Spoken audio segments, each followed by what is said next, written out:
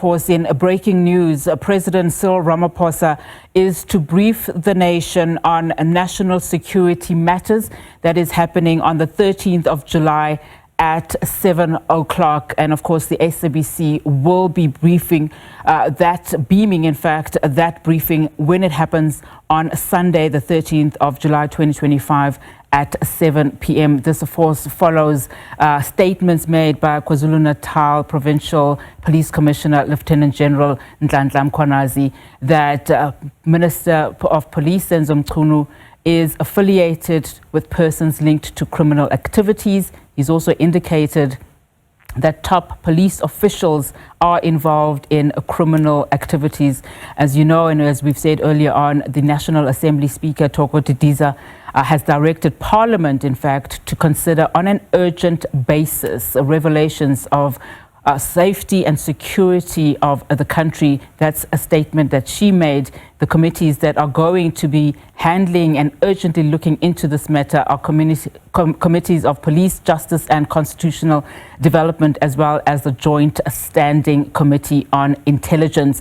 Yesterday, too, we heard for the very first time since that briefing by Mkhwanazi from the National Police Commissioner General Fani Masemola, indicating and clarifying that, in fact, Mkhwanazi was acting within his terrain when he briefed the media last Sunday on these matters. Mkhwanazi has been accused of breaching police protocol by voicing the allegations publicly.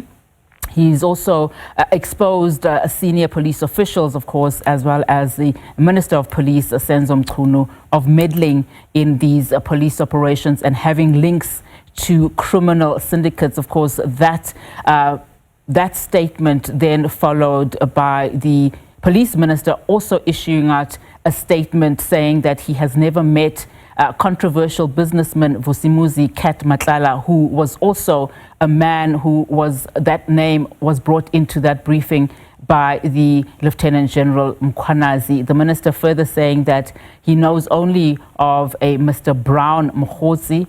He is just a comrade and an associate. Of course, that was contained in that statement by Police Ministry yesterday morning. That is in response to these explosive revelations by Mkhwanazi. Several police charges have been laid now against the Police Minister by the DA as well as ATM, and the infiltration, of course, by syndicates and rogue elements of the SAPS.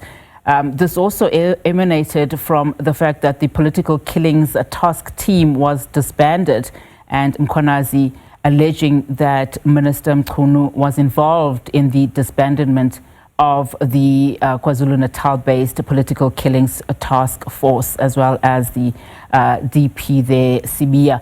Of course, the presidency and the president's statement continues to read that President Cyril Ramaphosa will be addressing the nation on developments arising from that press briefing, allegations against senior political and South African Police Service leadership.